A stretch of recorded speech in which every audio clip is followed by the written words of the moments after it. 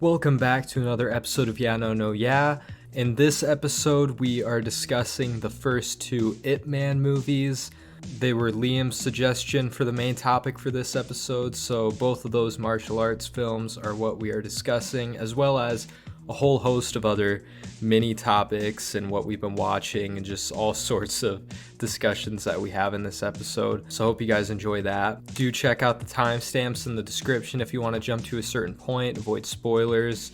Also, feel free to check out the link trees in the description of the episode if you want to find our social medias, as well as the Patreon link if you want to support the show. All of the money goes towards the episode artwork that we do. And yeah, I hope you guys enjoy the episode, so let's get into it.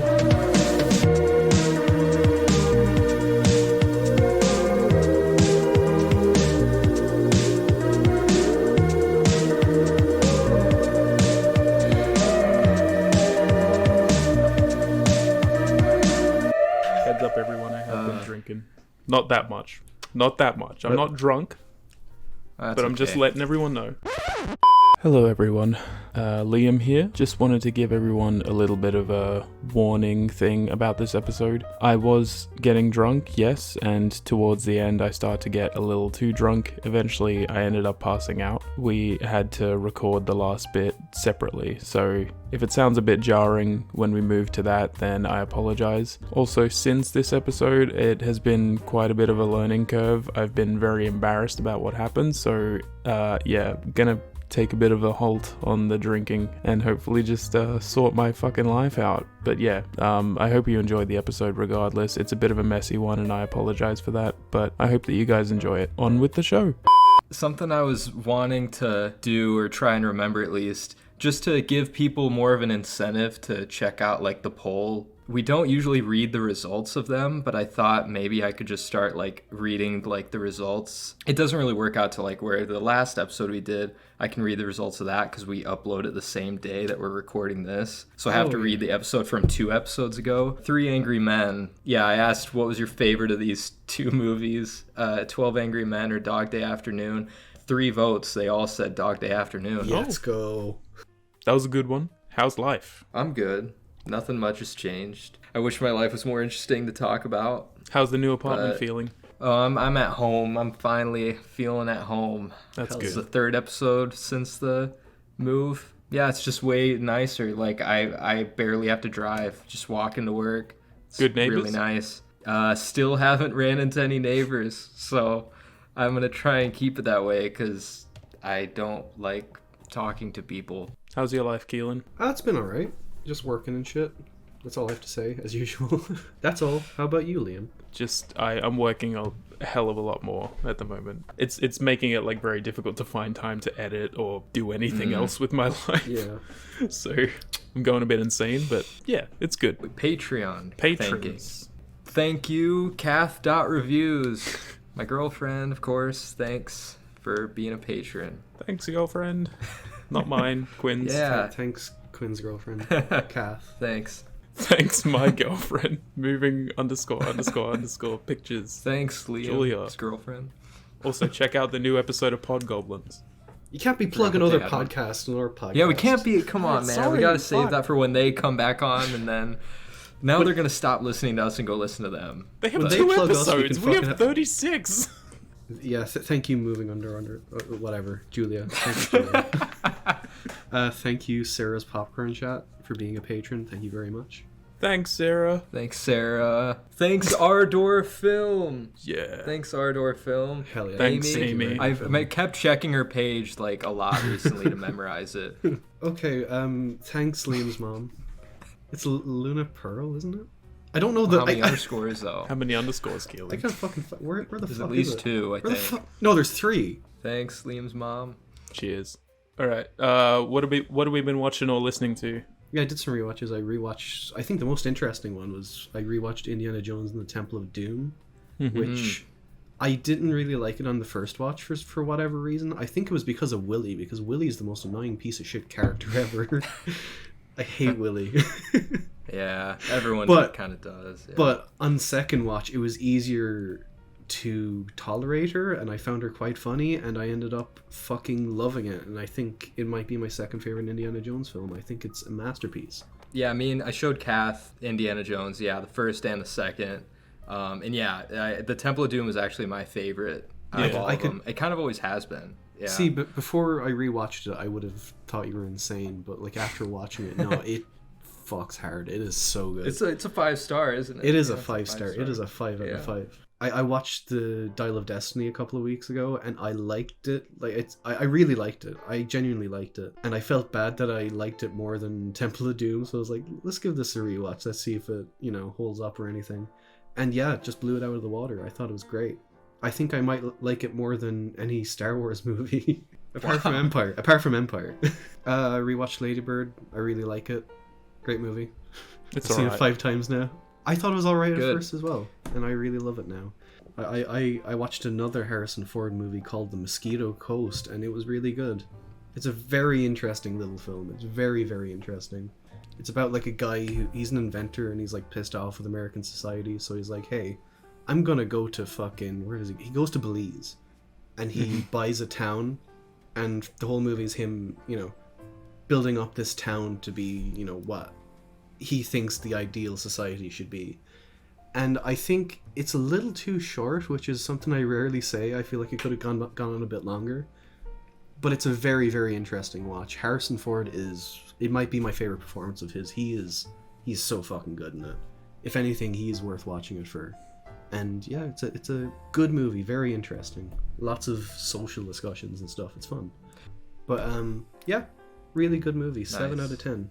And another one I watched is The Birdcage, which was fucking hysterical. I love that movie. Fucking Robin Williams, Nathan Lane, Gene Hackman, they're all fucking amazing in it. And it's just an adorable little movie. It's like based off a stage play, and it obviously is, because like they kind of make use of the sets and all that, And it's more dialogue heavy than anything, and it's just really funny. Really fun little movie. I guess the last things I'd want to mention is I rewatched both of the Deadpool movies. I don't know why I did it. I was just like, let's see if these hold up. First one, no it doesn't. It's quite bad. I rewatched that like a few years ago. I think it was like kind of fine, but like, I mean, a lot of things didn't land, that's for sure. It's a very awkward movie to watch, because like I loved it as like a 16-year-old, because it's like very Reddit humor, and I was it's very appropriate True. for its time. That's true. I think. Yeah, like it is of its time, and I think a lot of the jokes just don't land. But surprisingly, Ryan Reynolds is so good as Deadpool. He is very charming as Deadpool. It's his best role for a reason. There's a reason he keeps playing him in every movie now, because he's good as Deadpool. Yeah, but he isn't good in other movies playing Deadpool. It's weird for me to say, because I'm a fucking Ryan Reynolds hater, but he's good in the Deadpool movies. I really like Deadpool 2 though. I think Deadpool 2 is much better than the first, and I don't get why a lot of people think the first is better, because the second one ups the second ante is in, better. every way The possible. second is better. Yeah. Overall, it's just a better movie. I mean, I haven't rewatched Deadpool like as a adult, I guess. I like, but man, that theater experience of 2016, like going in there watching it with friends, it was so much fun. Yeah. And like we were all laughing so hard. So like, I don't know. I still have it rated super high, but like, That's fair. I don't know. A rewatch would probably bring it down. I have no idea. TJ Miller I always think- bothers me though. That's the only I thing. actually think he's quite good in those movies. Those are his best roles. Not the first. The first, like, He's fine in the first. no, but he has that one joke that's like really. Oh fucking no, that joke bad. is awful.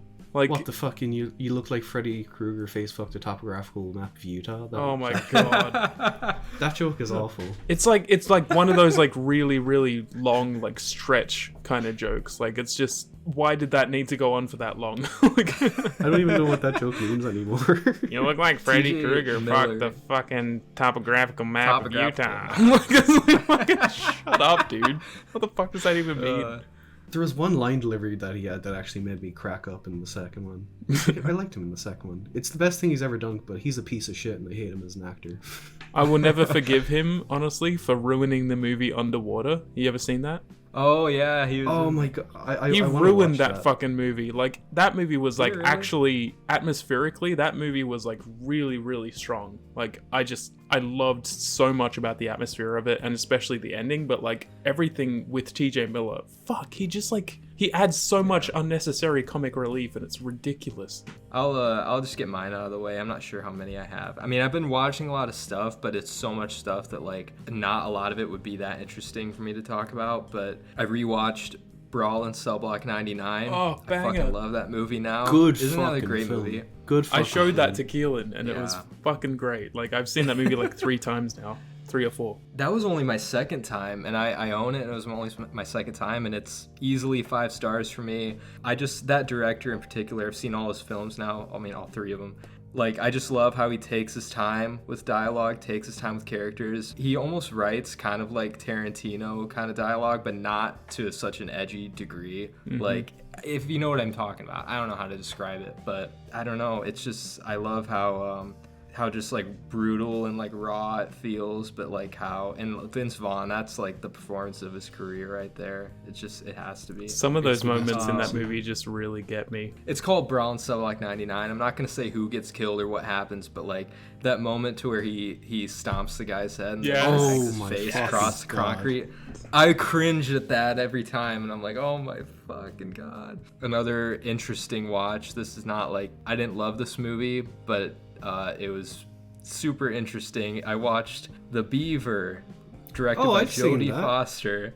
Yeah, I know Keelan's seen it. Not a very much talked about movie at all, but yeah, it came out in 2011. It's directed by Jodie Foster. It's starring Mel Gibson and Jodie Foster. And I watched this with Kath. Like, we started the movie at the same time and watched it together. And it's just, the premise is just kind of crazy. Like, so Mel Gibson is this like middle-aged, ultra like chronically depressed guy who's tried everything to cure his depression and nothing has helped. And he one night finds like a puppet beaver in like a dumpster and just randomly decides to take it. Mm-hmm. And then he goes back to his hotel room because he had to leave the house. And he tries to kill himself, and he fails his suicide attempt, and then he like knocks a TV and it falls on his head, and then all of a sudden he like develops like a second personality with this puppet beaver, and he's talking through the puppet beaver for the entire movie in an Australian accent. What? And it's like his second and it's like his second personality. Yeah.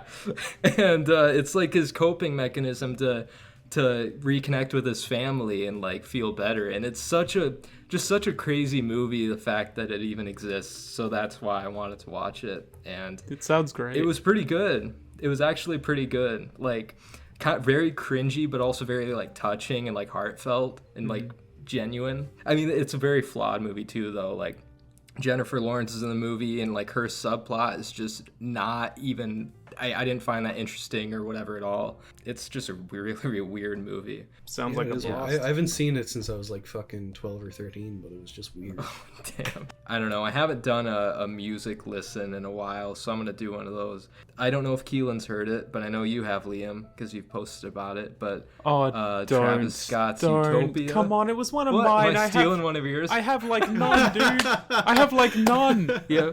Well, that's a good segue into you start talking about it then. Start with, because that was my last, it can be your first.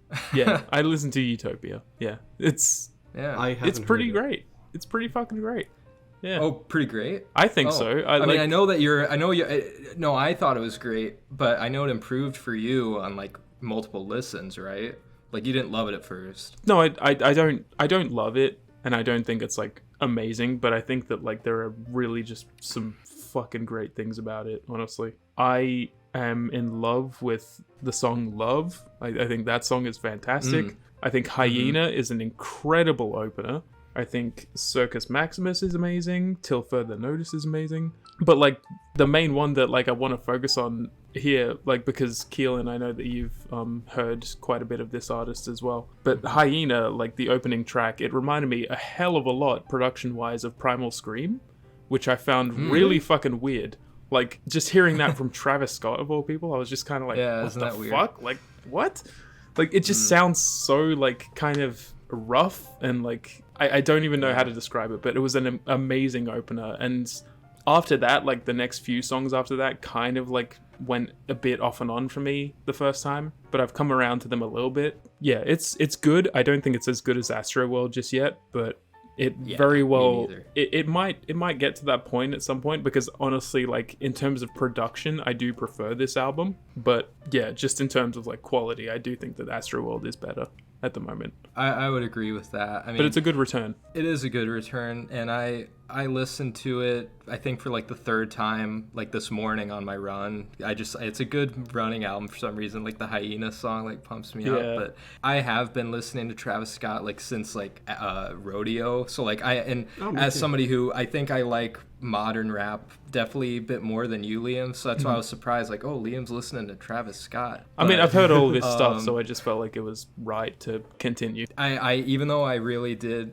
enjoy this album, at the moment it might be my least favorite Travis Scott album, like out of all four that I've heard.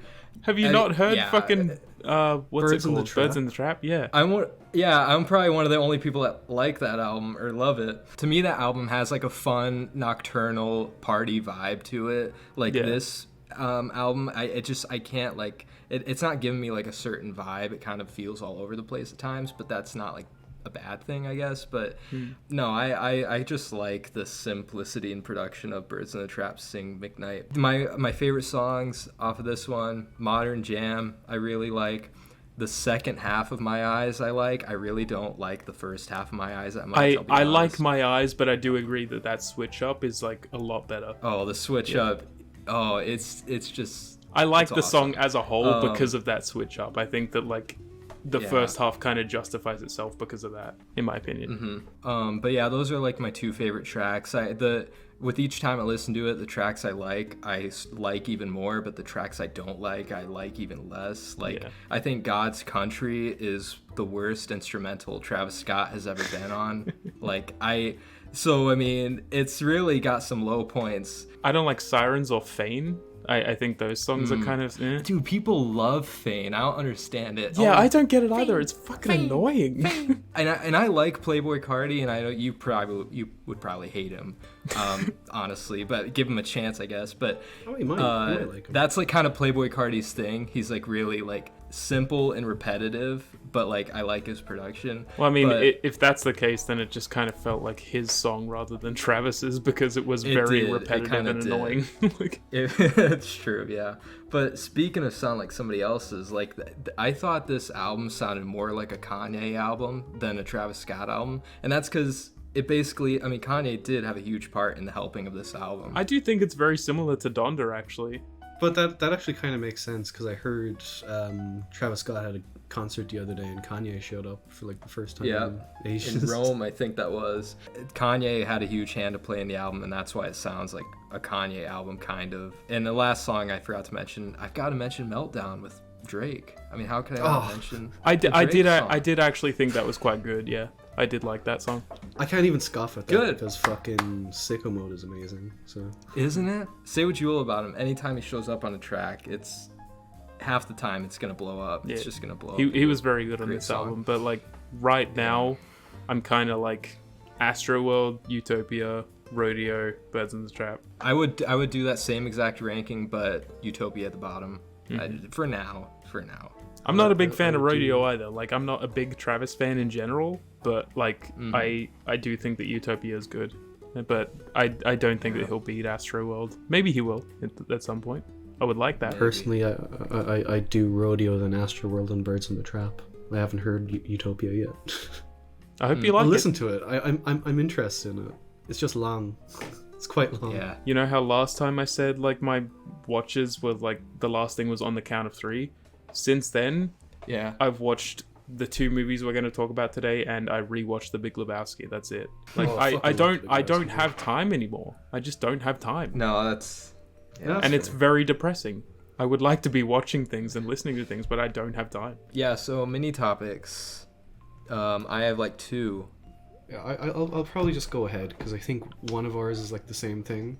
Well, basically, my first one was just mentioning, the passing of William Friedkin, which really upset me. Yeah. Yeah. I was very upset to hear that.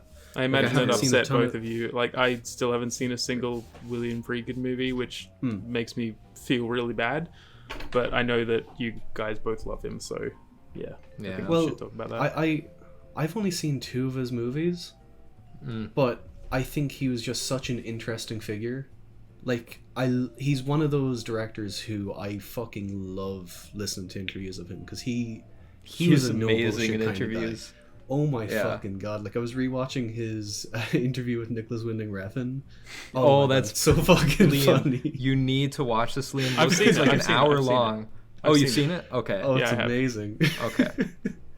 You can't go without mentioning The Exorcist. I feel like that I always cite that and Texas Chainsaw Massacre as the two greatest horror films of all time, for very similar reasons, honestly, because they're so down to earth and they treat their horror very seriously. And like, there's a lot of discussions that can be had about The Exorcist. Like, there's a lot of theological stuff in there that I find endlessly interesting. What a fucking master! I still have to see like a load of his movies, but he was a genius. I'm looking at his movies. I've seen 8 of his movies, but the only ones that really have stuck with me have been The Exorcist and French Connection, which, like I said, though, I mentioned that Al Pacino movie on like one of the last episodes, that cruising movie. That's a great movie.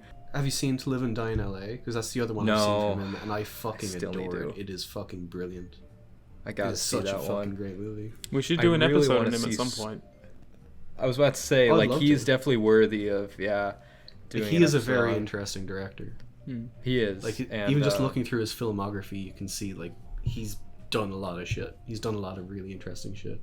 Yeah, it was really sad to see him pass. I mean, he was in his 80s, so, like... He was 87. 87, so he still lived a long life, but it was just so, like...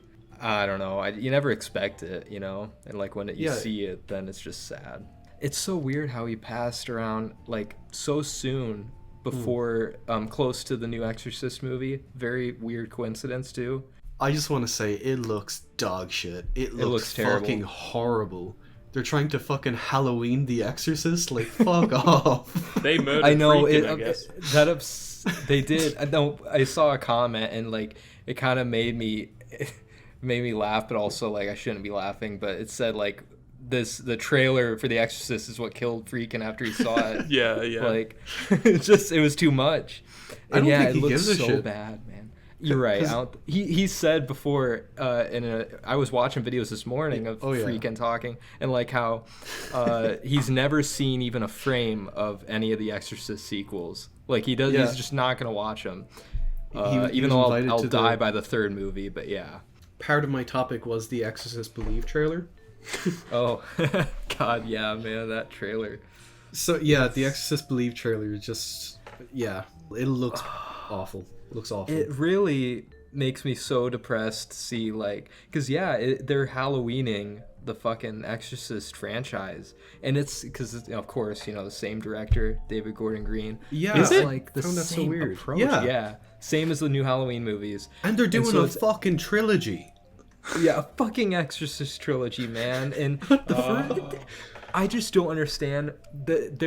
I can't wait to see the story's excuse. This is the state of cinema now. Like, just it is franchise after franchise after franchise after sequel after sequel. Non-stop. I'm not the first to coin this, but this is a term. I think they even used it in Scream 6. Like, one of the characters said it in that movie. But a requel? Yeah, this is, I think, requels. This is what David Gordon Green is doing with horror now. Maybe it's a Blumhouse thing. Yeah, I think Blumhouse is behind, the Halloween movies are behind this. Even fucking Disney and shit. Like, they don't fucking stop. That's never know true. when to They stop. requeled Star Wars, yeah. So, yeah. I think to be a requel, I think you basically redo the same first movie, but it's a loose sequel, and you bring back the old actors as old people to guide the young people. That's what a requel is, right? Because that's all they're fucking doing. And you ignore all the sequels except maybe one or two of the good ones. Yes, except the very first one. They acknowledge the first, maybe, but it's so frustrating, man. Like, look, I really liked the new Halloween trilogy. The second one was the worst, but I really liked 2018 and Ends. I thought they were very solid. Really enjoyed both of them. Leave it at that. Halloween works because they've always had plenty of sequels. Yeah, it's not like you have anything to ruin. And the 2018 one was such a surprise for me, and I still really like that movie. Exorcist isn't one of those franchises where you can just be like, okay, we're doing A fucking legacy sequel. It makes no sense. It really doesn't make any sense. Like that part in the trailer where like Chris McNeil goes up to the fucking possessed child and she's like, "I met you before." It was just like, what are you doing? Oh, like I can't wait to see their excuse to bring Ellen Bernstein in, because like, why do you need her? Wait, Ellen Bernstein's care in there? about? Yeah, she's she's the mom in the Exorcist. original movie. But yeah, it's just I don't know. It's such a loose excuse to slap together a sequel, requel, whatever. I'm gonna hate watch it. I'm gonna go in. I know I'm gonna hate it. I don't know, man. And I might see it. I mean, it's gonna come out in October. I want horror movies to watch in October, and it's an Exorcist movie. Like I want to see. Of course, you're gonna watch it, Keelan. What the fuck? I've only seen one Exorcist movie. Have you? Wait, what? Yep. I thought you'd seen. Yeah, well, I thought you'd seen more. Like, you're the horror franchise guy, aside from Quinn, I guess. You both are. Yeah, I've only seen the first Exorcist because I want to see the third one. I have no interest in the second one or the two prequels. Ugh. Which I are the watched same one of the movie. prequels recently. Actually, it sucked. Yeah, and it's got the same Skarsgård, and they still sucked. But no, I mean, this goes without saying, but yes, I highly recommend the third movie. It's basically, you can skip right over the second. It's basically a sequel to the first, and it's directed by the guy who wrote the original Exorcist book, Billy Peter Blatty. Yeah. So I mean, it's got George C. Scott. It's fucking awesome. The movie is great, and it has one of the best jump scares in horror history, which I'm sure you know about. So yeah. Yeah, I have it on Blu-ray. I'm very excited to watch it. It's a great movie. Anyway. I would almost put it I would almost put it even with the first one. That's how much I love it. But a lot of people say that. A lot of Exorcist 3 believers say that, and I'm very excited to watch it because of that. This is a bit of like old news, I guess, now, but Disney stopping the physical media thing. Did you guys hear about that? Well, they stopped it in Australia, but it's an indication of it probably being a thing in other places too. It really pisses me off. And basically Disney is after the release of Guardians of the Galaxy 3 on Blu-ray and DVD, they're stopping all sales of DVDs and Blu-rays in Australia. Yep. Wow. So Guardians of the Galaxy 3 is going to be the last film they release physically in Australia. It's just like cutting back on like another sale that you could make as well. Like, I don't know why it wouldn't be like a thing that you would just continue doing. I think it's for all of their subsidiaries as well, like Fox and fucking all that shit. I was about to say, like, for just Disney stuff, It's a really bad indication of something that could happen in the future. Like, you can simply say, like, oh yeah, I don't really feel like buying many Disney movies on Blu-ray. I have no doubt that it'll go out of style, like, at some point. Like, we would just be only digital at some point. I hope that not, scares man. me, especially it's with... gonna happen. It is actually gonna happen. I feel like it's inevitable. If physical media stops, then torrenting will be at an all-time high because they're just taking fucking shit off platforms every other fucking week now.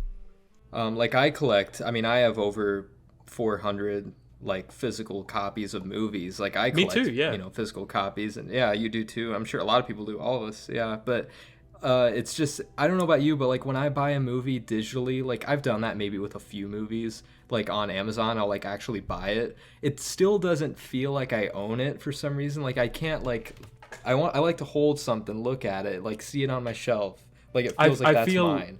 But I feel kind of like weird about it because like the only thing that I've ever purchased like as a buy on any kind of streaming service or whatever, not rented, just bought, like to have forever, is The Northman on Apple TV. So I have that on Apple TV. I can watch it any time. That's great. But like, do I feel anything from it? Do I feel like I gained anything? No. Not really. It's just kind of like, this is something that I could have gotten for free. There's two other things with it that pisses me off. So for one, digital is always worse than physical in terms of quality. There's always going to be fucking artifacts in the image. It's always going to look worse. And another thing, they can revoke that license at any fucking time. Like, you do not own that movie. You know? Can I just can I just add something real quick as well? I actually went to show my mother, my stepdad, and my stepbrother The Northman a few weeks ago or something like that. I went onto my Apple TV account. I logged into it on their TV. It was like buffering so fucking much. It was extremely pixelated for like the first 10 minutes or whatever. And I was just like, you know what? Like, fuck it. I just looked on Letterboxd and I was like, okay, it's available on Prime. Cool. We can just watch it for free. So I just like loaded up Prime and watched it for free. Like, you don't get anything out of like buying digital media because like there is the chance that it's just gonna lag or whatever or some shit like that. David F. Sandberg actually did some interesting videos about like comparing the quality of like streaming services and like digital platforms to DVD and Blu-ray and 4K Blu-ray. It was very like, he did it with the new Shazam movie because obviously he directed it and he had like a load of physical copies lying around, so he was just like, hey, I'll just educate people on this shit. And it did a really good job at like showing exactly what you're losing from like streaming services and all that. Because like I'm fine with like watching torrenting shit and watching it on my laptop, but like not laptop, PC, but streaming services are always so much fucking worse as well. They're fucking horrible. Yeah. I'm sorry. Yeah. They always look like shit, and a Blu-ray is always going to be better. Of course, we already talked about the passing of William Friedkin, which was very sad, but just also had to mention the string of like celebrity deaths that happened within like a week or two of each other. Just, I mean, celebrity deaths are happening all the time, but it felt like kind of one after another lately. And so, I mean, gotta say, it started with Pee Wee Herman, who I don't know if he means anything to you guys. He doesn't really mean much to me, I'll be honest. Not to me, but I think to Keelan. I am a huge fan of Pee-wee's Big Adventure. I think it is a fucking near masterpiece, and it is Tim Burton's best movie apart from Ed Wood. And then that same day, I mean, this person's not like an icon or anything, but Angus Cloud at 25. Cloud. Yeah. Probably arguably really one of the best sad, parts of Euphoria, because I mean, I've seen both seasons. I know you've seen some of it, Liam. I've seen about 6 episodes, I think, and he is very good in them. Yeah. I haven't seen any of Euphoria, but it's always sad to hear when someone that young passes. It's fucking real tragedy. Yeah, it's. I'm not even sure what happened horrible to him, but like, either way, everyone believes it to be suicide because his dad had just passed right before him, and so he was like super close to him, and I think clearly he must have already had some mental some depression, I'm assuming, before that, but with his dad passing, this is just my own, what I've seen from everybody saying. That must be why. It wasn't like, I don't know how it was done or anything. I mean, people were saying drugs, people were saying this and that, but I'm not like gonna like make assumptions. No matter what happened, it's obviously sad. And then the last celebrity death I wanted to bring up, this happened right before Friedkin. Yeah, there was another Mark Margolis who played Hector in Breaking Bad and Better Call Saul, but also in movies like Pie. Yeah, Pie, Scarface. He was in a lot of stuff. He's been around. I completely forgot about that. Yeah. Oh my god. From all the behind the scenes stuff I've seen of like Better Call Saul and Breaking Bad, he looked so fucking funny. He was a funny fucking dude. I just want to list off some of the films from his filmography first, because he had like an interesting career. Like the Aronofsky films, he was in Black Swan, Requiem for a Dream, The Wrestler, The Fountain. He was also in Gone Baby Gone. He was in Stay. He's in Ace Ventura. Yeah. It's all over the place, but it's a lot of great movies. Just before we get off the topic, I also kind of want to bring up one of the bigger deaths that happened. Sinead O'Connor died, and that kind of hit me. Even though I've never listened to much of her music, I just thought she seemed like a wonderful person, and I admired like how she spoke out against bullshit, and she had never had any problem with doing that, and I thought it was very sad. It's crazy. that was I have one more very small throwaway topic. I've been having this sit in my phone. I was going to bring it up the last episode, but we didn't, so I'm not going to keep putting it off. Remember, Liam, when you mentioned that fucking kid that got burnt by a chicken nugget at McDonald's? Yes, I do. Fuck, man. Oh, wait, Keelan, you haven't listened to Across the Speed Force yet, have you? I know about that story. I've heard about that story. Okay, cool. Well, there's been a development, and oh my god, it's gonna make me so like, it's gonna make you frustrated. But oh no, the Florida family that this happened to, was awarded $800,000 after it got burned. The child got burned. Yeah. Are you like the easiest 800,000 ever, man?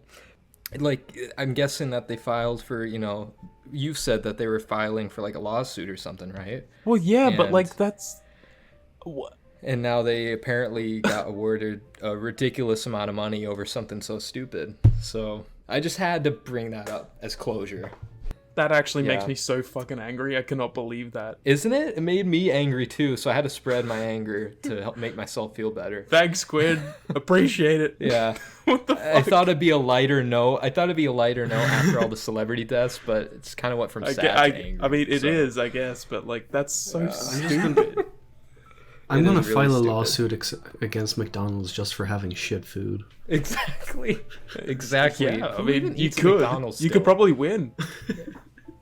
Yeah, all right, we got to get into our main topic. Long story short, every episode then we're taking turns picking the main topic. Like, so this was Liam's episode. He chose for us to watch the Yip Man movies. Is that how you say it?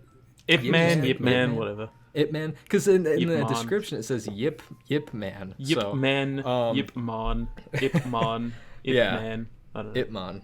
One of them. I used to say IP Man. I don't know why. I just used to always say IP Man. No, that's just Kevin Feige. Wait, excuse me? What? He's the IP man. Gosh. Yeah, okay. That's good one. So Liam suggested for us to watch Ip Man 1 and 2. I made a few feature. suggestions. I literally did not know what the fuck to pick at all. Like, when you guys asked me or whatever, I was just like, I'm in the middle of like so much work right now, I don't care. So I just kind of pushed this idea out of nowhere. Hey, I'm just glad these movies were all streaming for me, so that I was fine with it. None of them were streaming for me. I had to fucking torrent them. What? Me neither. Oh, wow. They were on Tubi for me. They were on Tubi. Fuck Tubi. As usual, Dude, America Tubi's been number saving one. my life lately. Yeah. But anyway, I guess we can start with the first movie, which I will read the little description here from Letterboxd. Ip Man is a semi-biographical account of Yip Man, the first martial arts master to teach the Chinese martial art martial art of Wing Chun. I always fuck these Wing Chun up. Wing Chun. The film focuses on events surrounding Ip that took place in the city of Foshan between the 1930s to 1940s during the Second Sino-Japanese War. I'm sorry, I'm mispronouncing shit. Directed by Wilson Yip, the film stars Donnie Yen in the lead role and features fight choreography by Sammo Hung. Yeah, so it's a martial arts movie, loosely based on this guy's life. Yeah, you know what? Like, so. They really, like, the autobiographical emphasis on the semi-autobiographical, like, emphasis on the semi, hard emphasis on the semi. Yeah, like, especially with the sequels, shit. I bet. But yeah, I mean, I thought it was gonna be like, I thought it was gonna be actually like kind of accurate, but like it really wasn't. Like, the more I looked up about this man, because I was getting curious, like, at least like a quarter way through the first movie, and I was like looking up shit about it and whatever, and like there is actually so little that is known about like this guy between like the 1930s and the 1950s. It's insane. Yeah. No one knows what the fuck he did. So apparently it's all like fucking fan fiction. Like, I guess. I feel like these are all like local legends, I bet, told about the guy, and they're like, well, maybe he did this. I don't know. But the one thing I heard about the films before I watched them is that the fight choreography was very grounded, and while watching the movies, I don't feel that way. They felt very exaggerated. I think, and we'll definitely get into this with the second one, but for the first, I feel like the first is 10 times more grounded than the second. It's more reasonably grounded, yeah. Very much insane shit in the second one. It's more grounded, but it's not better. No, I think we might as well all get it out of the way now. We all liked the second one better, which surprised me. Yeah. Yeah, but for reasons, for different reasons. Maybe. But yeah, I mean, which is surprising because, like, I don't know, at least according to like Letterboxd ratings and shit, like everyone enjoys the first one more than the second, I guess. Yeah. And the first one has like a super high IMDb rating, which like from like the early 2000s, I feel like IMDb ratings are sort of accurate. And Ip Man is sitting at Ip Man. Ip Man is sitting at a fucking 8.0, which is kind of it's weird to me. Don't go looking at Rotten Tomatoes just yet, anybody, because I actually had a thing I wanted to do after we discuss the movies. Okay. I never look at Rotten Tomatoes. This came out in 2008, so 2008 was a great year for movies, but The thing that carries Ip Man for me is Donnie Yen, because Donnie Yen is... Oh, yeah. It's the only thing that carries it. I would agree. He's so fucking good. I love that man so much. Anytime I see him in a movie, it's just like, hell yeah, Donnie Yen's here. He's gonna fucking clean the place up. But I kept hearing every time that I like would look up stuff about like how, like I liked a lot of the stuff that came up in Ip Man, like the first one and stuff. But like I kept looking up, scenes that I loved about it or whatever, and like seeing if people were like feeling on the same level as me or whatever. But it seemed like everyone was just kind of going on about how Donnie Yen is like a piece of shit or some shit like that. And I looked up a lot of the controversies to do with him, and it seems like it's just like really exaggerated political bullshit, and like I don't really care. Like I just want to know like how people felt about the movie, but like in terms of like the movie itself, like I think he is clearly the best part. Clearly. Oh, absolutely. He it. fucking kills it. Yeah. Like he has such like he's such a likable just fucking screen I was about to say, presence. very likable person. Like whenever he's on screen, you're just like, yeah, I don't care about what's going on, but I fucking love watching Donnie Yen just do his shit. I care when it's Donnie Yen on screen. Yeah. Yeah. Which is like most of the first movie, but even everything that's going around it, I struggle to get into it. Me too. I found I didn't find the story hardly even there, honestly. I found the story hardly even there, and plus it just felt very bland. Like the movie looked so bland. So the way I was kind of thinking while watching the first one is it kind of felt to me overall like the story mode in a fighting game, where you're just always you're just watching the cutscenes and you're just like, okay, can I get to the fighting now? Because like the story is so simplistic to like a fault, which I kind of chalked it up to like it being based on like a true story, but but that's like added into like what I thought about it as well. Like I think that everything about like the first and most of the second is so fucking surface level. Like there is just really nothing like that miraculous about it at all. Yeah. I feel like with even the fight scenes, I felt like they were kind of underwhelming. Like some of the fight scenes were cool, but my main issue with it is I did not like the direction or the editing at all, because I feel like they didn't give the martial. I felt like they didn't give the fucking martial arts enough room to breathe, and I felt like they did that better in the second one. But we'll get to that. I just wanted a bit more out of the fighting, like the one thing I can really compliment is the Foley, because the Foley is fucking badass. I fucking love all the fucking sounds of like the punches and shit. I mean, yeah, like even if I like went out into the street and was like beating people up and it sounded like this, I would continue doing it. It's awesome. Like the sound effects are so fucking cool. Even when they bring fucking swords into it and shit, the sounds of like the blades clashing. Yeah, it's fucking cool. awesome. Like, and it continues through to the second one as well, like you said. But like, even in the first, it is like something that's there and something that is cared for. But like the story is not in the first one, I don't think.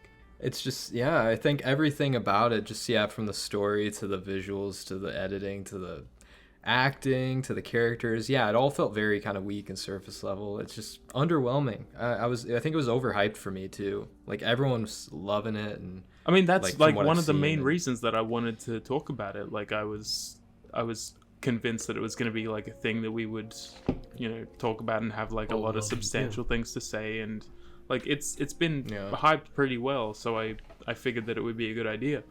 but I guess Yeah. not. Maybe, I don't know. No, I mean, I'm still not. I'm not mad that I watched it. I'm not like I didn't yeah. waste my time, because it is like it's a, I wouldn't say iconic, but like it's a important martial arts movie, you know, to see. But Yeah. I don't know. I will say, I don't at the know. very least, like it's another movie from China, which is like something that I Yeah. haven't. I can't say that I've Yeah. seen a lot of. You got to check out some Wong Kar-wai. I would You love should to. check out some Wong Kar-wai. I would love to. I just don't think I've seen as but- many Chinese films as I've seen like Japanese or fucking. No, same. What's the other Same. one? Korean? Korean. The other one. No, the it's other the one? Korean movies are where it's at. No, last thing I was gonna say is that I think this movie was just kind of too little, too late. Like it came out, and I thought it came out much earlier than 2008.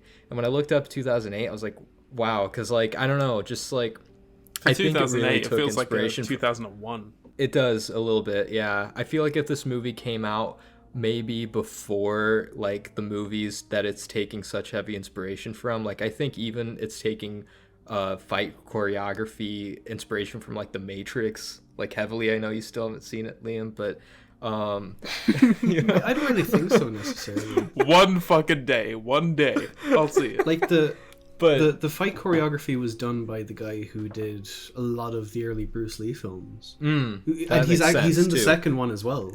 that's why this guy is even like I think significant is because he trained Bruce Lee, so he should bring that Yeah. up. This is the guy that Ip Man Bruce trained Bruce It- Lee, it's- yeah. Lee. Yeah. And Yeah.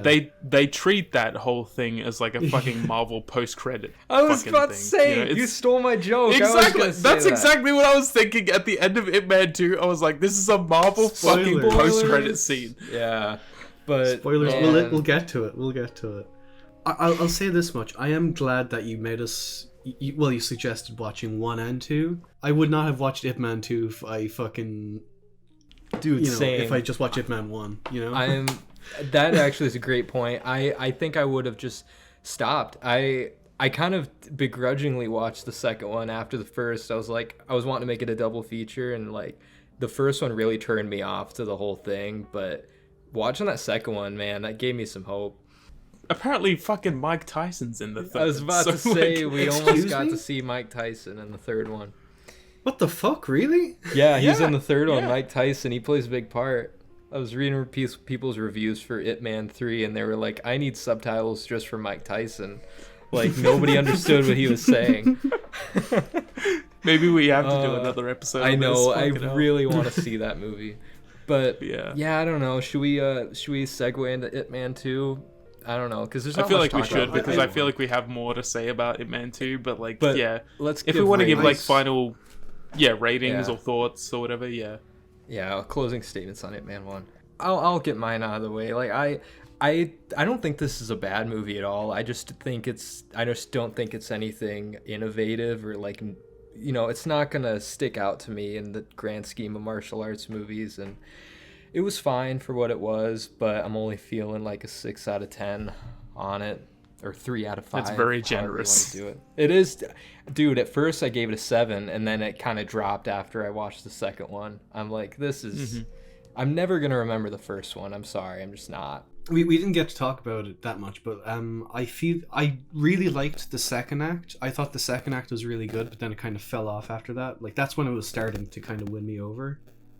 But overall, it was a disappointment for me, because I really want to see a lot more martial arts movies, because there are some martial arts movies that I fucking adore. Like fucking Jackie Chan's Police Story, like Ricky O, who the main guy from Ricky O is actually in both of the Ip Man movies, which is interesting.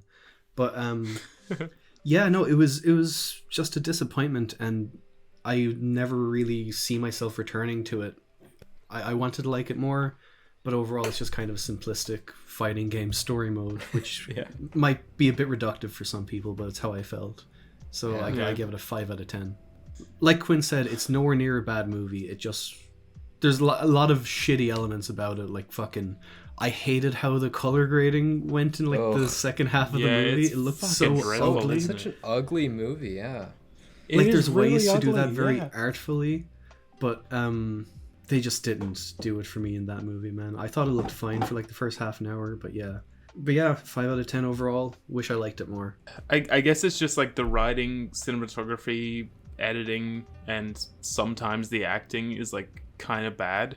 A lot of the stuff to do with like the Japanese war and stuff like that is interesting, like to a degree, but like then it kind of like trips you up when you're watching it because you're kind of just like, is any of this actually like real? Did any of this actually happen? Because you're following the story of this guy, but like you're really like questioning whether any of it actually did happen because there's really no way of telling. I will actually disagree though, because I think that the first half was like what got me into the movie as a whole, and then the second half started to get me a little bit like about it. So I just meant the second act, like when the war starts and he's fighting for rice. I think it was like fine. I don't think it's like a terrible movie or anything like that. I just think it's totally fine, like perfectly in the middle. Yeah. You don't know a rating yet though, or you don't want to reveal it yet? I really don't. Like, if I had to think off the top of my head, like maybe like a 4 out of 10, honestly. So Ip Man 2, let me read the letterbox description here. Having defeated the best fighters of the Imperial Japanese Army in occupied Shanghai, Ip Man and his family settle in post-war Hong Kong. Struggling to make a living, Master Ip opens a kung fu school to bring his celebrated art of Wing Chun to the troubled youth of Hong Kong. His growing reputation soon brings challenges from powerful enemies, including preeminent Hung Gar Master Hung Kwang. It doesn't even mention the boxing part, which is kind of crazy, and that's like half of the movie. What the That's like the that's second like half the of the whole movie. thing. I know, yeah. Well, no, that's what I found interesting about this is that like I feel like half the movie was not the boxing part, and then once that randomly fucking comes into the movie, I'm I like, thought that this was gonna got be a way subplot. better. You will both have the same exact thing to say about this because I've seen both of your I know. reviews and I know exactly what you're going to say about it. It is Yeah. literally just Rocky 4. It is. Yeah, it's there's Rocky no way 4, around it. apparently. Yeah, I just It thought is Rocky literally in Rocky general, 4. but maybe Rocky. What about Rocky 4 happened in that again? It felt Rocky to me, but I didn't know like which Rocky. Spoilers for Rocky 4. I don't care. Yeah. You know, Apollo Creed dies because he was killed by fucking Ivan Drago, and then Rocky had to train to fight Ivan Drago. Exactly. Yeah, that it is. That's what this movie could have used. It could have used a longer training montage. I was kind of wanting that. That is it's literally both movies, except Rocky 4 is better because it's more 80s and funnier, and it has a cool robot in it. Bullshit. Did you ever hear about fucking Twister, baby? Fucking Twister. Oh my god. Twister. Yeah. Dude, this guy. fucking- Twister's the fucking man. So, well, before we jump Liam, he into was a like, racist. yeah, before we jump into like was there anything worth mentioning about like the first half of the movie? I guess there was, because that was like setting up the battle, like the conflict between the two different kung fu martial arts schools. I thought that was interesting. Already 10 times more interesting than the first movie, I thought.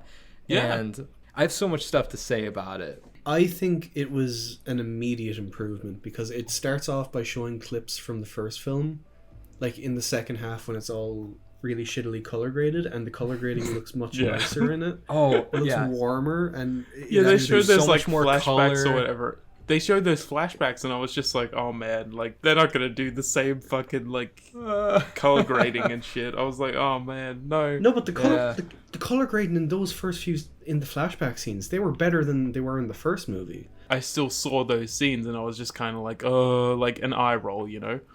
Yeah.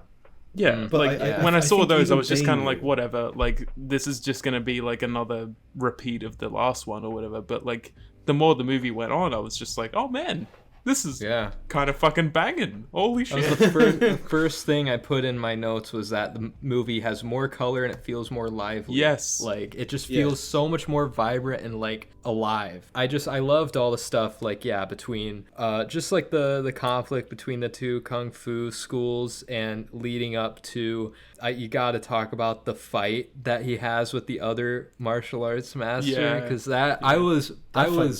I was laughing out loud. I was like, but not at like the movie. I was like, this is so much better. Do you mean like the one that he has with like the people, like they fucked up his student or whatever?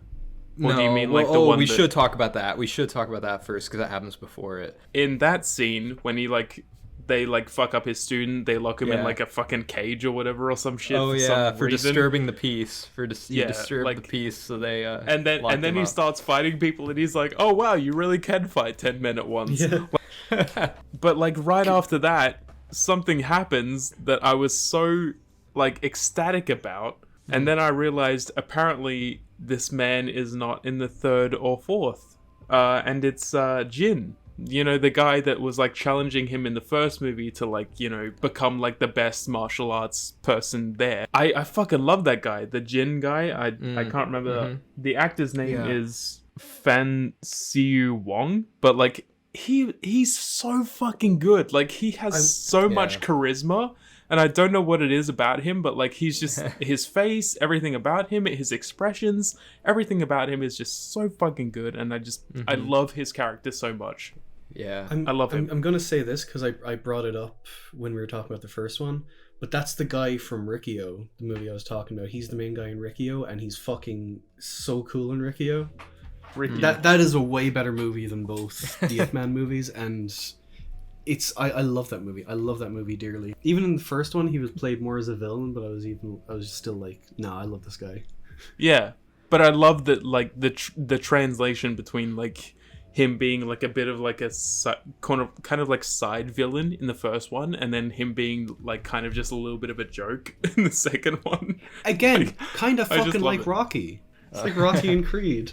But yeah, can we talk really quick about that one fight scene that they have in like that? I don't know if it was like a marketplace before they get locked up. Because I got to talk about how when he has that wooden pallet and he's fighting with that, it is fucking awesome. One of my favorite moments in the whole movie is when he has that wooden pallet and he's blocking their like machetes with it, and he blocks the machetes, they stick onto the pallet, and then he flips the pallet around and grabs the machetes. I was like hollering out loud. I was like, oh, I was fucking like cheering. It was great. I love that fight scene. It's so God, good. I'm so mad that I don't get to watch these movies like with you guys in real life. I know. Because it would be so much fun. This would have been a fun movie to watch, with other people. Yeah. Get a few drinks and just start fucking cheering. Fuck yeah, dude. Yeah. But that was really the only, I guess, memorable thing about that fight. But, man. Oh, I thought that whole fight was really cool. Oh, the whole fight was great, but just the fact that, he was using the pallet to, like... I love when martial arts movies can find the most random objects to use in their fights, and just... it was just so well done. Like, that's instantly... why a lot of Jackie Chan shit is great. That's his whole thing. I mean, I haven't seen a lot of, like, Chinese Jackie Chan movies or anything like that, but I have seen Shanghai Noon. I've seen Shanghai Noon and Shanghai Nights, and I love those movies, but, like you should watch the choreography that he goes through in those movies like are actually like really impressive, which is surprising for a movie like that. I was about to say watch Rush Hour. Watch the Rush Hour trilogy. I've seen the Rush Hour trilogy. I have. Oh, I will revert back to like Shanghai Nights and Shanghai Noon, like when I watched those as a kid or whatever. Classics. And even now, like I've rewatched them because I have them on Blu-ray. They are still so fucking good, and the choreography in those is like unbelievable. And I kind of wanted that from Donnie Yen when I watched these movies, but I didn't really feel like I got that much. I feel like I'm assuming it's different styles of martial arts. Maybe that had something to do with it. Because Jackie Chan's not Wing Chun. I don't know what he is, I guess. What I kind of wanted from these movies was like the protagonist or whatever to be able to explain like the difference between different fighting techniques or whatever. They kind of briefly did. They kind of briefly do, but like they don't really go like in depth into it. Like they're kind of just like, this is the difference slightly, but like we're not going to give you that much more information about it. So I would have rather they actually gave like a better explanation about it. And I think the only thing they really said was like it's more beautiful or something. It's like more expressive, like especially that means fuck all. Yeah, exactly. And I do agree with you with how I wish they would have explained the differences between that and other martial arts and why it was so, and why it was so important that the Ip Man set this shit up, and why the martial art is so important, like whether it be for like mental health reasons, like because I'm sure that was like a huge part of it, like because there's that scene near the end of the first one where they're all fucking doing it, like mental health reasons, or just like there's more benefits to actually doing it in real fighting or whatever, or just like more skill to it or whatever. I just a bit more explanation would have been fun. I remember, I guess, one of the other things they were describing Wing Chun in one of the movies, I don't know if it was the first or the second, but they were like, you attack while defending and defend while attacking. So it's like a very, like, I don't know how they described it, but that's the main thing I remembered that they said about Wing Chun. Just very, like, close quarters, like, defend while you're attacking. I don't know, man. But, yeah, that one fight scene, though, in the market, which isn't even the best fight scene in the movie, is already better than any fight scene in Ip Man 1. I think that way about like the very first fight scene when they come to Ip Man's house, and there's like the fucking 4 young guys, and they just corner him. Yeah, and they're like, rooftop. oh shit, this old guy means business. Yeah, and then even that first scene was better than anything in the first. It was. But the fight scene I wanted to talk about the most was the that one fight between him and the other martial arts master, with all the chairs set up around the table. Fuck yeah. I thought that was one of the coolest set pieces ever. With this scene, you throw all realism out the fucking window. You really do, yeah. Like, because I was like really wrapped up in it, and I was like, yeah, this is kind of believable and like fun and goofy and shit. But like then the actual like real fucking like final boss of the whole thing just fucking flipped a chair onto itself. And then just fucking jumped off of it, split a fucking table in half while fighting, and then kept fighting. It's like fucking awesome. I fucking love that shit. Like, they I start don't know what you're talking defying. about. That's like a Saturday morning activity for me. It's so well, okay. But they really do start like just defying all the laws of physics, and it's amazing. That's what these movies needed. They needed more ridiculousness in the martial arts, and that's what we got for the most part. So, yes. Yeah. But I mean, like, even if it was like more realistic and grounded martial arts and stuff like that in the first one, I would have been fine with it if the story was better. Right. Yeah. I would agree. Yeah, it's true. The first one, I think the story is like kind of just dead and like not really there all that much. Yeah. But I think the story in the second one is really, really ridiculous.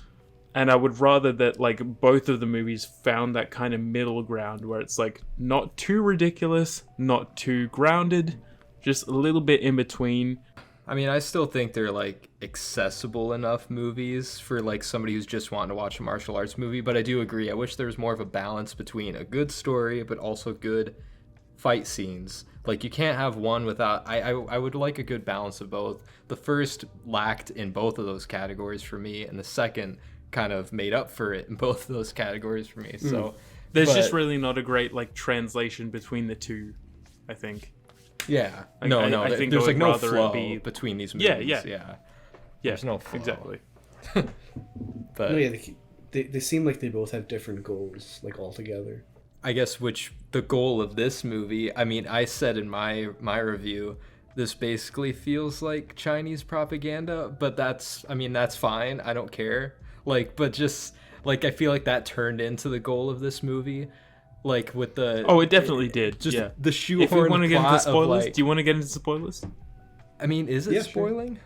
Like, I mean, talking about if you want to get into spoilers, I feel like the Oh. entire like Twister subplot or Sure. like, plot toward the end is, Sure. more of a spoiler. Spoilers for Ip Man 2!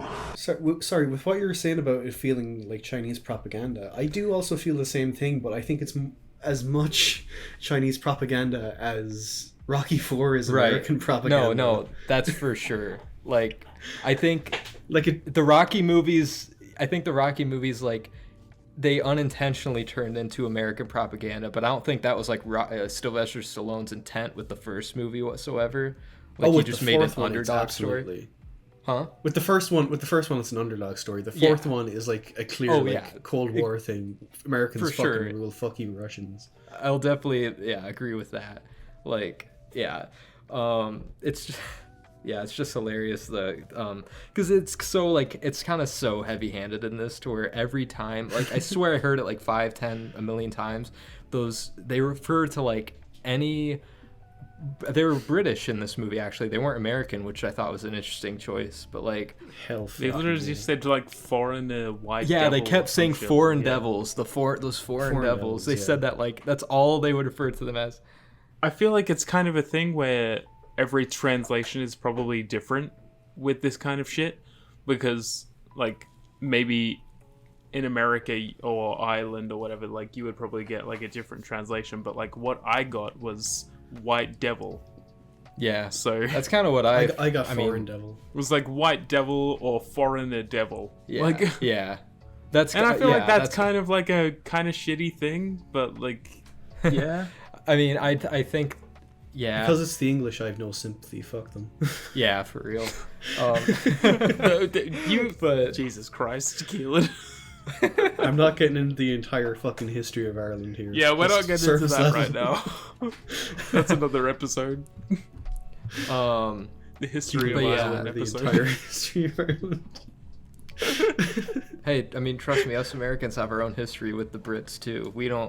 It wasn't nice either, but fuck the Brits. Even though like I was colonized by them, and I'm kind of British, I guess, in that sense. But cool. I kind of didn't care at all. Even if the propaganda was like against Americans, I wouldn't even care in this. Like, I'm not like you talk shit about America, like fuck you. I don't care. But the fact that it was British even made me care even less. Like, that's fine. Like, that's fine if it's propaganda. I don't care. It was entertaining propaganda. Just like I mean, if every bit of propaganda film is like this, like, I'm fine with it. Because it was really entertaining. Yeah, I wouldn't say everyone is. Like, there's directors like Akira Kurosawa and Stanley Kubrick even have been forced to like direct small propaganda things, and they've sucked. I've seen like some of them, and so a lot of times they're not done well. But this was entertaining. So I will say, just I need to get this out there because it was really like a bother. But like, holy fuck, the English actors were terrible. Dude, they did you like notice? it was actually like a genuine embarrassment because I could not believe that people would like look at their performance in this movie and say, yeah, that's okay. I think it's just a thing with like English speaking actors in foreign movies. No, I thought it was horrible, but it was so funny. I do feel like it's maybe like directing lost in translation. Not directing the movie Lost in Translation, but like, you know, it has like a Chinese director. That's true. No, that's true. That's true. Because the most recent example I can think of where that's also happened is RRR, where it's had English actors in it, and well-known English actors, like might I say, like fucking what's his name, Ray Stevenson is in RRR, and he's usually like a fine actor. He is horrible in RRR. Like, he is terrible in it. Right? Yeah. Oh yeah, another fucking recent death. Rest in peace to him. No, that's a great point. I think it might just be like, you know, lost in translation between the director and the actors, you know? Yeah. That's actually, I would chalk it up to that. And the fact that these are probably amateur actors. We've never seen them in anything else. Who knows? I mean, the lines that they gave in these movies, like, oh my god, like I couldn't believe how bad they were. They probably couldn't find very many English actors to want to portray bad versions of themselves, like, you know, against their own country. I don't know. Like, who's gonna want to, like, you know, make themselves look like a shithead and like their country look bad, you know? I don't know. But did you notice that like all of their lines were dubbed? Did you notice that? Why? I noticed it looked that like it, yeah, I did notice that. I kind of felt that with some of the Chinese speaking actors as well. Like, some of it looked really dubbed. Right, which I guess, I mean, for some reason, maybe we're used to that, like, we'll give more of a pass for, like, Chinese actors if it's dubbed. It's not as noticeable as, like, you don't see often, I guess, English actors being randomly dubbed as much. I don't know why. Like, so that could have added on, Liam, as to maybe why it felt so off, you know, because it didn't feel natural. Like all the line delivery did not feel natural to the way that they were saying it, because it was all dubbed. It was very weird, but I loved it. It just added on to the cheesy fucking weird aspect of it. I want to make Twister my fucking personal account icon, honestly, on Instagram. He was the worst, man. He was. Twister is fucking dreadful. He is the worst. Like, he's so hateable, but props to the actor for making himself hateable. I didn't even know a line from him because, like, there's not an IMDb, but, like... That fucking part where he takes out, like, the comically large fucking incense candle. And he was talking about how, like, fucking... I'll fucking beat all you Chinese. I wouldn't even have to light this because you'd be so scared to fight me. Yeah. I also just, last thing I really have to say about the movie, I thought it was just really interesting seeing the different martial arts fighting each other, like having to see Donnie Yen. That was so cool. Yeah, having to see Donnie Yen fight, like, English boxing rules, like you can't kick, like you can't use your legs, like to see him try and fight. That was some fucking bullshit though. It was, but it's like bullshit. It was, but again, that's like a Rocky thing where they throw like a stipulation halfway through the fight. They did it like out of nowhere, and I was just kind of like, oh my god, what the fuck? Did anybody feel like the music at the end was like even Rocky-esque, like the I haven't seen any Rocky, so like, I couldn't say. But after the whole like fight's over, then like, you know, everyone's like rushing around him and like cheering, and like it felt like Rocky fucking music too. But any other thoughts before we get to the MCU cameo at the end of the movie? Let's just get that out of the way. Holy shit, that was the fucking craziest shit ever. It was insane. I was just kind of like, with the first one, they kind of like alluded to that kind of stuff, and they were like, you know, we'll explain this in text or whatever, but like, yeah, I know Quinn doesn't read that. I could not fucking believe No, I do after that last episode. I was like, I better read this. Apparently that was supposed to be the whole story of Ip Man 2, was him training Bruce Lee, but they couldn't get like the rights or something, I read. But like, how did they get the rights for him to show up at the end? I don't know. It was confusing, but I don't know. But that was fucking crazy too. Maybe they just translated it for us to be like, oh, that's Bruce Lee, because... Yeah.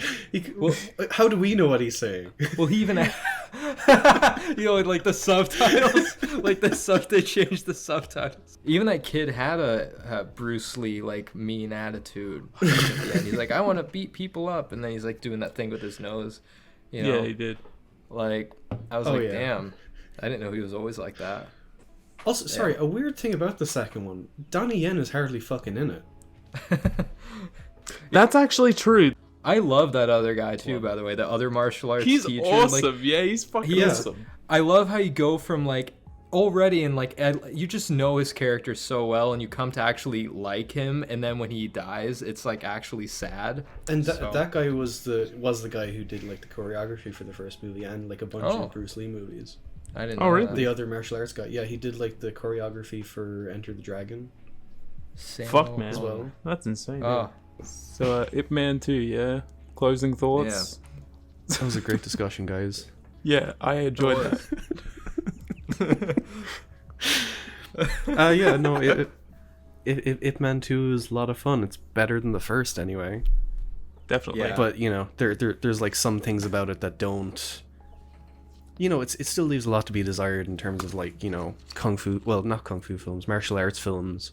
And I just wish... You know, I wish it just went a bit harder with it, really. It did go hard, but, like, not as hard as I probably would have liked it to have. Like, the whole Rocky 4 element of it, I thought was really entertaining. I thought it was much better shot. It was much better directed than the first. But it's still not an amazing movie. Really enjoyed it, though. But, like, 6 out of 10, closer to a 7 than a 5. That's what I'm giving it. Well, since this... last recording, I have actually rated it, so yeah, it's a 7 out of 10 for me. Holy shit. Nice. I had a lot of fun with it. I think like the worst thing about it is the like British actors. I think they're fucking dreadful, like so bad. But it's still a lot of fun, and I like how like ridiculous and goofy it gets towards the end. Like, I think it just, I don't know, like with the way that they are acting, it makes it feel like a lot more ridiculous than it actually is for me. But yeah, like they have some genuinely great fights in there, and I just had a lot of fun with it, and it's a much better looking movie, like you said. So Yeah. It actually has color. yeah. It does. Yeah. I agree with everything you both said. Like I said in my review, like it just everything from the characters were more likable to the action was better, the set pieces were more memorable, the directing was better, just the cinematography, like everything was just taken up a notch. It wasn't like as bland as the first movie and not nearly as like forgettable. But yeah, after coming off of the movie, I was feeling like a 7 out of 10, but I'm actually going to go in the same boat as Keelan. I think I'm feeling like a 6 just because, like, I don't know if I'll ever come back to it. It had a lot of fun moments, but it's definitely not a perfect movie. But it is much better than the first. It's much better. Like I said, I'm very glad that you made us watch both of them, because I'm very glad that I've seen the second one. But I don't see myself watching the other two, because I feel like the second one is probably the peak. I think if it was just a I don't know, discussion that third about... has Mike Tyson. Yeah. That's true too. I keep forgetting about Third that. has Mike Tyson. If it was just a discussion about the first one, it would be very, like, short episode, I think, honestly. Oh yeah, we'd have fuck all to say. So I'm glad you did both of them. Yeah. Yeah. Because Well, I never would have. After watching that first episode, yeah, that did not motivate me to watch the second at all. I kind of watched the second because I knew we had to, and then I was pleasantly surprised. yeah. Like, wow, it gets better. So, yeah. Who knows where it'll go from there? But who knows? Mike I Tyson. don't know. Mike Yeah. Tyson and then Ip Man 4, I guess. Yeah. They'd get Oh. fucking Jason Statham in Ip Man 4. That would be cool. Is he really in it? No. I don't know. I wouldn't be Oh. surprised. Is I Donnie Yen wouldn't in either. the fucking Expendables movies? I think he might be in one of them. He's got to be in one of them. Yeah. He could be. But yeah. I'm not watching the rest. Fuck you, Liam. Okay. Listener questions then. Yeah. All right, let's get into listener questions. Yes. Ip Man edition. Fuck yeah. Yeah. So, God, I have to read old child sports thing again. You gotta. This What is fucking it? guy. Wait, no, can we get Liam to read it? Yeah. IP man, haha. He gotcha. He fucking gotcha. Got us again. Good shit, old child support. Well done. Man. Wow, twice. This fucking guy. All right, now moving on to the real questions from films_around the world. They asked, "What is your favorite fight scene out of both films?" Well, for me, it was the fish market scene. Probably, That was yeah. a great fight scene. I really liked that one. I liked the both of the boxing scenes. I thought they were pretty fun. But Yeah. the fish market scene was just fucking insane, and I really loved it. None of them from one, though, right? No, the fucking 10-man fight was actually pretty dope in the first one. Yeah, I like that one too. That was like the one good part of the movie. Yeah, Was the but it's like fighting for the rice. He was, yeah. if you're like comparing them to the ones in the second, it's like so different. Oh, nowhere near as good. Oh yeah. Nowhere near as they're- good. They're nothing. Yeah. I really like the table one. The table one was Yeah. That's cool. my favorite. Yeah. That's my favorite is the table. I will never forget that. There was It that gets one so bit where it fucking got crazy. like ridiculous. He like flipped the chair onto itself and then just jumped off it. It was awesome. That was the start of it. Yeah, that was. It gets so like fantastical that I was just all for it. So from Campo.reviews, do you think Donnie Yen is underrated in the realm of kung fu action stars? I'd say he's probably perfectly rated at this point, like especially with John Wick and Rogue One. Yeah. I feel like he's people's highlights from both movies. Yeah. Like Yeah, especially with Rogue One, he's very good in Rogue One. But then John Wick, he's one of. he is yeah. fucking phenomenal. He's not my Yeah. the highlight in Rogue One, but in John Wick he's definitely one of them. And I'm kind of surprised as well that like I prefer him and John Wick to any of the Ip Man movies. Like, I just had more fun watching Absolutely. Yeah. No, yeah, He plays a blind guy in both movies too. It's just a weird coincidence. I'll never get over that. Why does he keep playing blind guys? I don't know. I think I said it earlier in the episode, but like, no, yeah, I did. I don't know if it was during the discussions or during the questions last time we recorded, but John Wick 4 is like a much better showcase for his martial arts ability than the Ip Man movies, I feel. It is, and he's older, crazy. which is more impressive. Oh, yeah. Yeah, I think that all has to do with just the fight choreography. Whoever did the fight choreography for the John Wick movies. I mean, it's literally directed by like a stunt man, so I mean, he knows what he's doing. But yeah, I don't. Yeah, I would agree he's properly rated. I don't think he's overrated or underrated. Yeah. God, sorry, a martial arts movie by fucking Chad Stahelski would go so fucking crazy. That'd be fucking great. Should do Ip Man 5. They kind of already are martial arts movies. To Yeah, an no, extent, I guess right? so. Like, you know, But gun fu and all that. They're shit. like gun Yeah. fu. Yeah, that's true. Yeah. All right. Well, from movies that don't suck, most underrated martial arts film of all time. Fuck, I don't know. Man. Yeah. No, for me it's Ricky-O, the story of Ricky. I fucking love that movie. I went on about it a lot in the episode, and for good reason. It is so fucking badass. It is insane. One of the goriest films I've ever seen, even up there with fucking Peter Jackson's Brain Dead. I think it's fucking wild. It is a great, great fucking movie. I'll have to watch it. I really don't know what I would answer, because I haven't seen that many films of Perhaps that Ip nature, I Man don't 2? Ip Man 2 Sure. you could say is underrated. Shit, nobody talks about it. I haven't seen anybody talk about it. I've always heard people mention the Ip Man movies as like a big name within that. So I guess it's included in there, but I don't know like which movie is preferred by the general audience. I think it's It the first seems that's like the preferred. first movie, which is strange, but I don't know. I don't know how loosely we can use the martial arts term, but like I think we mentioned on when we first recorded, then like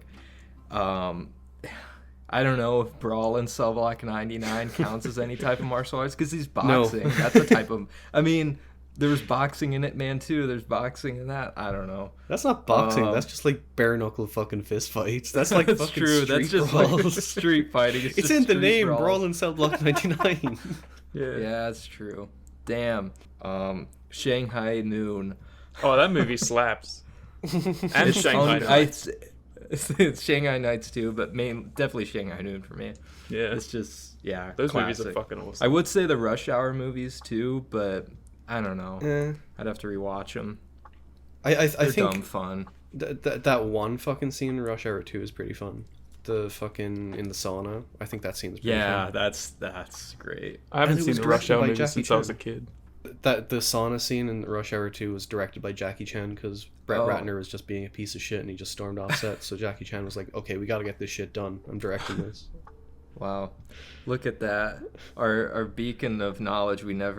Stuff we never do. Remember? Yeah. I never would have known that. You have a lot of information that we probably wouldn't It's have random. known. It's just an IMDb trivia. I have Type shit. information about 9/11 that'll blow your minds. Oh my god. Anyway, we'll save that for the 9/11 episode. Holy shit, Quinn. Oh yeah, United. That is We a could do sentence I fucking- never thought would come out of your mouth. We could do like a Or double the feature. conspiracy theory trivia. We could do like yeah. a double feature of like United 93 and fucking Remember Me. September is coming up. It is coming up. Oh my god. No. It's been years. It's been decades. I mean, No, I think- know I can joke about it, but you don't usually make these kind of jokes. I love it. I don't.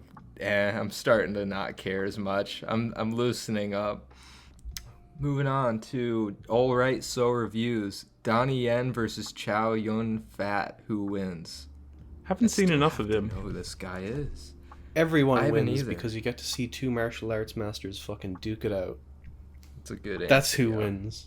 I haven't seen enough of him. Like the main thing I know him from is Pirates of the Caribbean 3, and he's cool in that. I really want to see all the John Woo films he's in, but I don't think I've seen him in a single film, apart from Pirates of the Caribbean, probably. Same. Yeah. Same. I just haven't seen enough of him. Isn't he So I the don't know. guy in Crouching Tiger? I think he might Yeah. Yeah. I think so. I really want to watch that at some point. be. Oh, yeah. Yeah, me too. I really want to see Hard Boiled as well. From Chaz Presley, what was your favorite single frame shot in each film? What the fuck? I don't... When Bruce Lee came in the end of the second one. Oh, fuck off. That's an all-timer shot. You know, this is for all my After fans out there, but that Bruce Lee reveal was like at the end of, was it After We Collided, when fucking Tessa's fucking dad shows up? Stop. They're on par. No one's gonna know this but you and me. Such No. an obscure reference. After is a big movie, man. We should do I an guess. after episode, actually. Get Quinn on them. Oh, man. Torture him for a few weeks. The new one's coming out this Yeah. year. The new one's coming out this year, we gotta. Is it this year? Fuck yeah. There's a poster for it and everything. Is that like the fourth movie? It's the 5th, I think, is it? Oh, shit. yeah, it's the fuck yeah. 5th movie. Fifth. And then there's going to be 5 prequels. movies. And there's going to be Yes. sequels to the prequels. Yes. I'm ready. Oh. That's terrible. That can be your guys' episode. I just, man, No, I you're- don't know if I can do that. No, you gotta. I'm sure you could get one of the actors or somebody involved in the movies on this podcast. We're not I just gonna doubt- shit on someone like for that long. Like that's all we're gonna be doing is talking shit about the movies. So I don't think they want to join us for that. Also, the dude in it True. is Ray Fiennes' fucking nephew, so... Yeah, it's Oh, yeah. shit. That blew my mind Don't when want to piss off Ray Fiennes. you know what? Fucking sidebar again, but like Keelan told me about this like when we first watched like the first After movie or whatever, but fucking Half-Blood Prince, when there's like a flashback of Tom Riddle when he's a kid, and that kid is the main guy in the After movies, like all of them. Oh. And it just like throws me off whenever I see him now, because I'm just like, fuck, man, what the hell? Wow. What happened? He went down. Yeah. Interesting. Anyway, next question. But yeah, favorite shot. Oh, wait, no, yeah. For the, I don't know. I don't know either. I mean, I said from the first movie, I like the shot just of like all the guys standing around Ip Man right before they're about to fight in that one like room with like the balconies and they're all watching from above. That was kind of cool. That is a cool shot. Yeah, it's the only memorable one I even know. But the second one, God, I don't know. I really don't know. They're like none of the shots really like stand out in these movies. It's just like the set pieces and just Any like, shot of action. Twister. Actually, I'll say this much. There's a shot near the start of the first one that I fucking love where, like, Ip Man and the one dude are fighting, and then someone tosses him, like, his sword, and, like, it's a slow-mo shot of, like, the sword going through midair while he catches it. I thought that shot was pretty cool. I vaguely remember that. I do remember that, actually, yeah. It's a cool shot. Last question from Film Forager. On a scale of Donnie to Yen, how badass is Donnie Yen in these damn movies? A solid Keanu Reeves. Yeah, he said a solid Keanu Reeves. He's about Which is it. like an 8 out of 10, probably. I don't know. I mean, he's probably one of the better things about it, but I don't know. I feel like he's better than these movies, probably. So Yeah, I don't I'd know. really like to see him, like, flex his muscles in, like, a different martial arts movie. And, like, Yeah. it seems like a lot of the martial arts movies that he's been in are kind of, like, cheapish, Chinese martial arts movies that I don't really have any interest in. Like, they all kind of seem kind of mediocre. And I'd really like to see him do something like fucking Jackie Chan was doing in the 80s with, like, Police Story and stuff like that. Yeah. Yeah. that'll Or be even good. more of the shit that he was fucking doing in John Wick. Because, like, his action scenes were fucking amazing. Yeah, he's still got Yeah. it. He can keep doing shit from now if he just, I don't know, gets better movies, I guess. He's not in any of the Expendable movies. I just checked. God damn, he would Wait, it's fit fucking right Jet in. Li, isn't it? Yeah, it's Jet Li. I'm a racist. He's in Donnie Yen is in Shanghai Nights. I have no idea who he He plays is. in Shanghai He Nights. is, yes. Yeah, he's pretty badass. I don't know. He's not like peak badass, but he's more badass than some people. Mm-hmm. So he's good. He just, I haven't seen a ton from him. Wait, they're doing a So- third Shanghai movie? Are they really? They've been saying Apparently. that for years. They're gonna be old. I think they're way too old for that now. Owen Wilson and Jackie Chan mainly. No, Jackie Chan could still probably do it, I think. I don't know, maybe. Has he been in anything since The Foreigner? Teenage Mutant Ninja Turtles, Mutant Mayhem. Ah. Is he in that? I guess that's just voice acting, though. Yeah, he's Splinter in it. But yeah, that's a good point. I don't think he's been in anything since the Probably not. Foreigner. There's that one movie he did with fucking Johnny Knoxville. I think that was after The Foreigner. I'm looking through his letterbox. He does a lot of those generic-looking, like, action movies that nobody knows about. Kind of like what Schwarzenegger and Bruce Willis and all them do. Anyway, that was the last question. We did it. We did it. Yeah. Yay. Fuck yeah. Done talking about It Man now. Yes. Finally. And I will never speak about it ever again. Probably never. No. Yeah. It'll be a constant reminder of my mistakes. You'll associate It Man with that? Yep.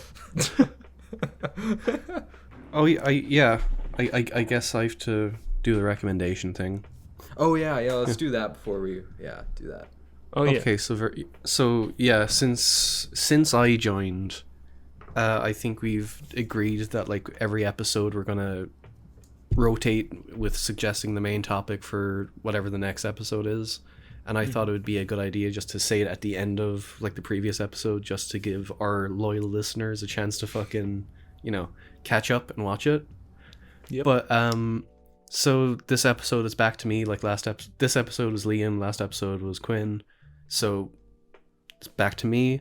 So I'm going to suggest 2 films about filmmaking because I really want to watch one of them, and one of them is one of my favorite films of all time.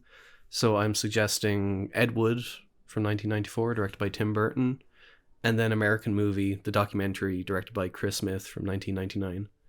I've heard American Movie is great. Looking forward to watching it. Ed Wood is one of the best films of all time. I'm excited. Yep. Ed Wood's great. American Movie? I'm excited to watch it. Yeah, I haven't seen either of these movies, so... You will love Ed Wood. You would really love Ed Wood. Ed Wood is fucking fantastic, and I think there could be like a good discussion about it. I'm looking forward to that, for sure. You can find me at Views by Quinn on all the social medias, Instagram, Letterboxd, etc., etc. Just look for the link tree in the description of the episode. And you can find me at Movies Music Me on everything, I guess. Linktree is in the bio. Check it out. YouTube, Instagram, blah blah blah, all that stuff. That's me. The link tree's in the bio. Check it out. I'm like only shallow on everything. Just like fucking search me on something. I'm probably only shallow on that. Even fucking Grinder or some shit. I'm only shallow on it. Just Good fucking. You might just. Wasn't expecting that. Just anything. You might just anything. Look me up on anything. I'll be there. Mm-hmm. Live Leak, Pornhub, all of it. 4chan. Oh yeah, I'm big on 4chan. Yeah, Reddit. Look me up on MySpace. I'm under only shallow. AOL. Club MSN. Penguin. Club Penguin. Yeah. That's the Can't big one. forget Penguin. That's where I do most of my chatting these days. I think that's a hub. No, that for sounds chat bad. minors. Biggest yeah, fan that base. sounds pretty bad. No. Cut that bit out. Cut that bit out. Anyway. Fuck no, I'm leaving No, it. don't cut it. We're keeping that in. I'm cutting a lot of my shit, not yours. Okay, this is an alternate take. You can find me in the link tree in the bio. I'm on just those, nothing else. Well, What if my employers find it? You fucked? Thank you for your compassion. Alright. all right. Get us out of here. Well, yeah, that's about it. So, peace out, bitches. Peace out. Bye. Bye. Goodbye.